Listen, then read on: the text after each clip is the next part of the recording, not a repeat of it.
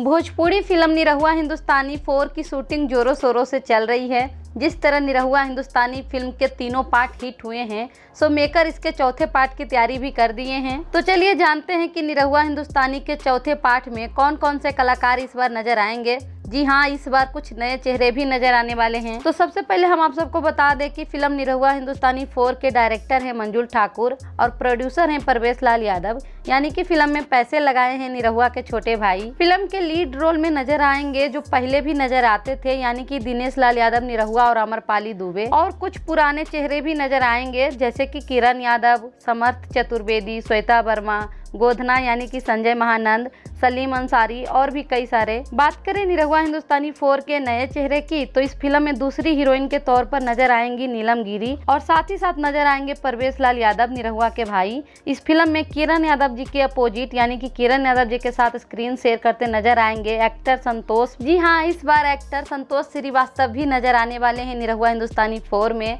सो दोस्तों, आप सबको कैसी लगी जानकारी कमेंट में बताइएगा। वीडियो अच्छा लगा हो तो लाइक कीजिएगा, चैनल को सब्सक्राइब कीजिएगा।